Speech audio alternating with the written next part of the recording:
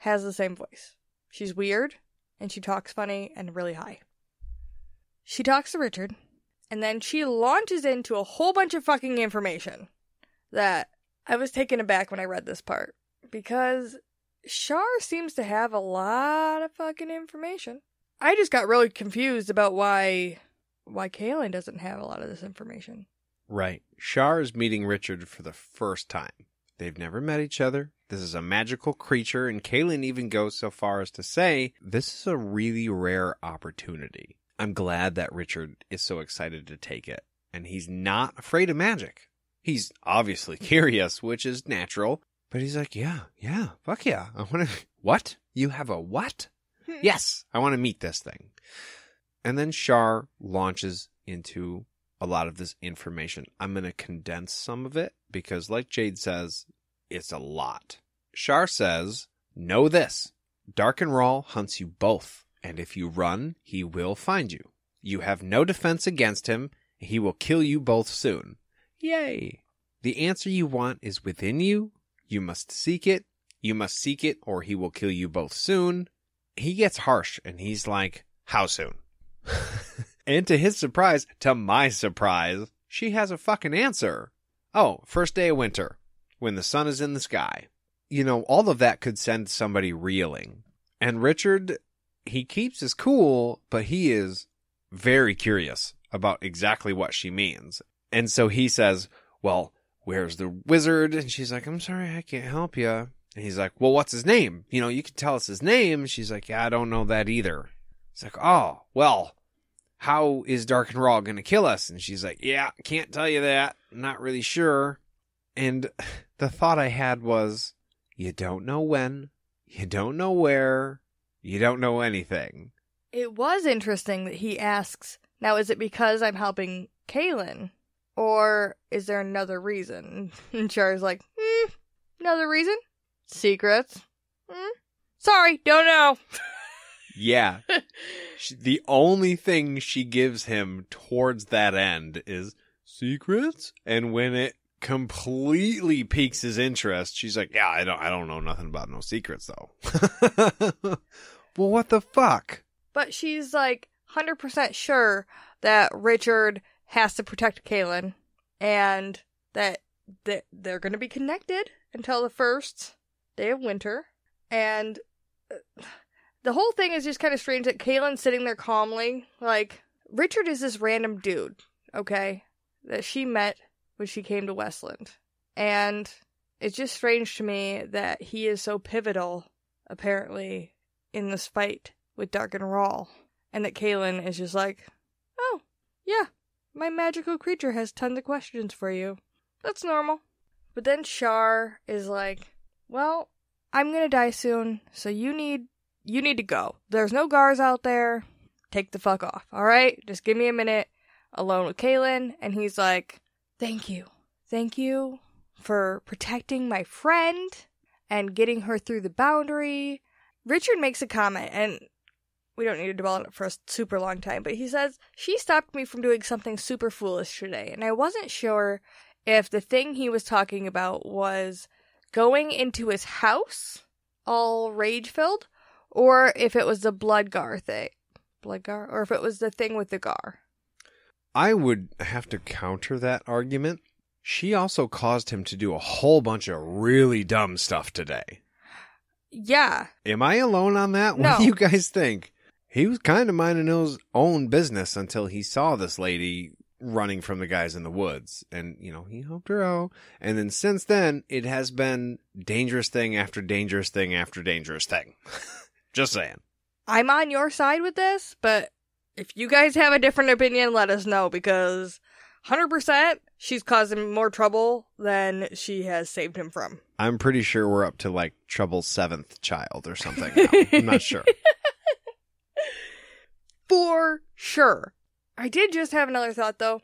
Kahlan totally walked with this little chick through the boundary for 2 days, apparently. Right? Apparently, this thing knows a whole bunch about Richard, and it actually tells Kahlan, after Richard goes outside, to protect Richard. Like, keep him safe.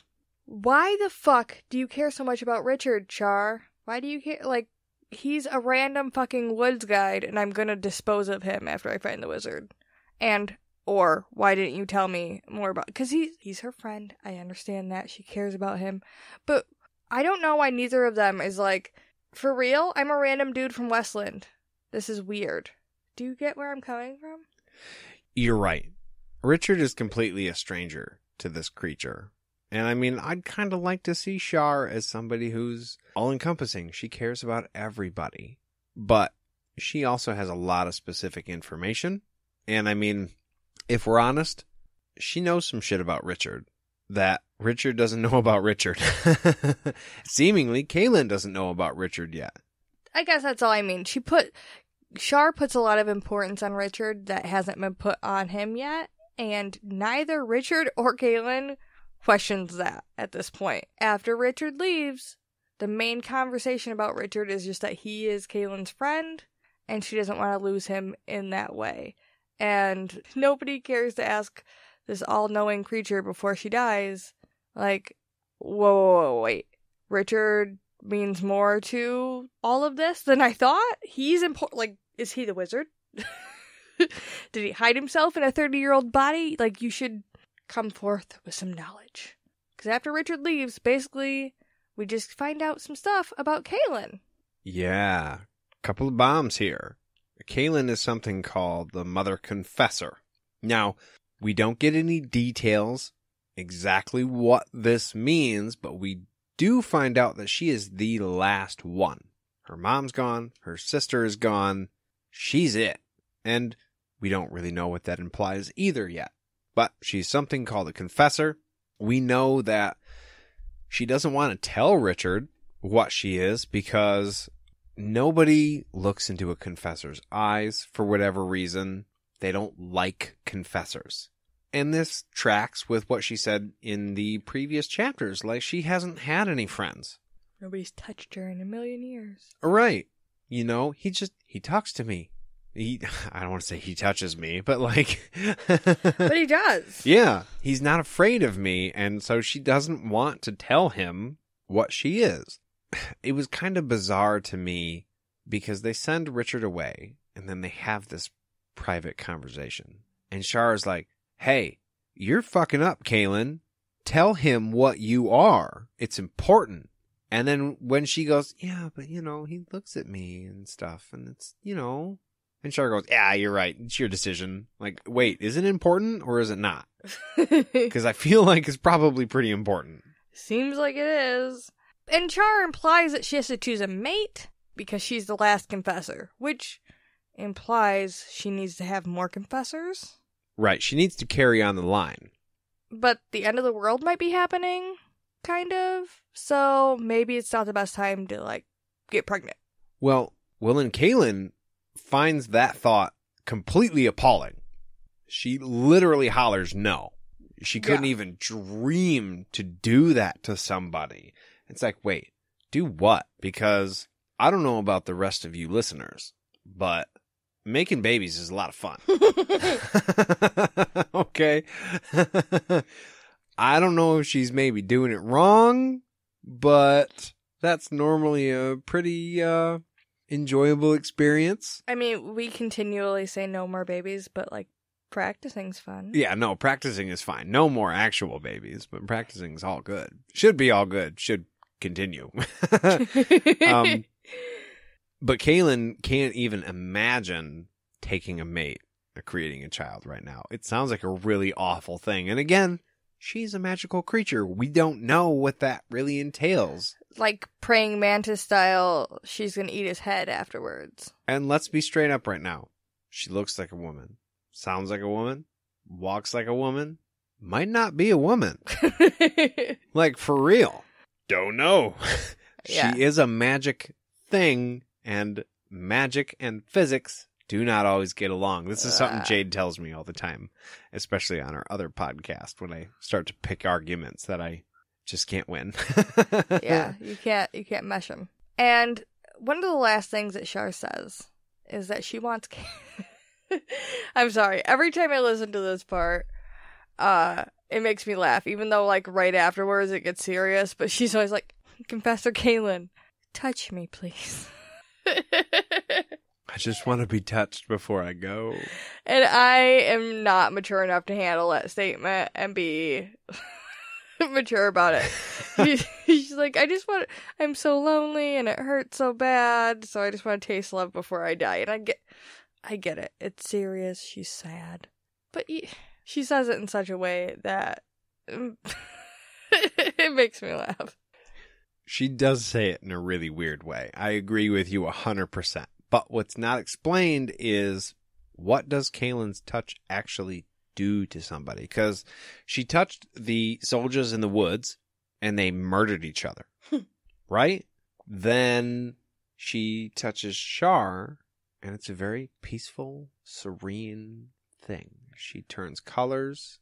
She goes pink. She turns pink. And she is shooting off flecks of light. She's happy and she feels loved. And it doesn't really explain what the touch does. But that to some people, it's a wicked bad thing. And to Shar, it's very peaceful. And it's the only thing she ever really wants, especially at this point in her life. And she totally guilt trips Kahlan into it, though, by the way. Kahlan's sobbing, and she's like, really? I'm giving up my life, and I haven't asked you for anything? So, like, fucking do it, bitch. Right. So even if it is a good thing for other people, Kahlan still doesn't want to do it to somebody. At any rate, we will get into that, I'm sure, in a later chapter. Richard is outside the tent and hears the thunder without sound. And it says he waits for a while. Then he pokes his head into the tent and is like, sure. And Kahlan tells him that she's gone, which is sad. Especially because when Richard has his conversation with Shar, he leaves the tent bawling. You know, it was a very emotional thing for him to talk to this creature, even though he didn't really get any answers. She comforted him as she was dying, and he recognized that fact, and it really sat heavy with him. So at that point, they pretty much curl up and they go to sleep. It says Kahlan presses into him. He's the big spoon. She's the little one. But she presses into him kind of like a child would do when they're afraid and they're backing into their parents for protection. And that's the way he sees it. It's like, oh, she ain't trying to get fresh with me. She's traumatized and needs some security right now. And I really like that Richard is the guy that he is, to where he's like, I recognize what this signal is, and I'm going to give her the appropriate response. I'm not going to overstep my bounds. I'm not going to be like, ooh. We're not spooning. I'm protecting you right now. And I think that is a really powerful thing. Yeah, it really is. But with that, that's the end of the chapter. I think that's a good place for it to end, too. I mean, this was a long chapter, and it was full of a lot of stuff. I'm not going to lie, this episode could have easily been close to 2.5 hours, guys. There's a ton of information here. And it does go back to what Jade was saying at the top of the hour. Let us know how you guys feel about that. Is it something you guys are going to sit through and listen to if we just say, okay, detail by detail, here we go? Do you prefer us to paraphrase a little bit? Maybe shorten up if all of those details aren't entirely necessary? Write us an email. Get at us on the Facebook. Let us know how you feel about it. Email us privately. Message us on Facebook. Do it publicly. Literally, any way you can, get at us. We want to know how you feel about it, because we are passionate about this. We will go for a couple hours if you will listen. If it's easier for you guys to listen in 30-minute chunks and want us to break it up into 2 episodes a week, we can do that. But on the shorter weeks or the shorter chapters, we may have to do 2. We really would appreciate some feedback on this, because we're really trying to figure out what the right balance is. For you guys, because this is for all of us. It's not just for us to talk to ourselves every week. We are loving the feedback that we are getting, and Sean, you're the fucking man. Keep it up, guys. We love you guys, and I think that's that's the end of it.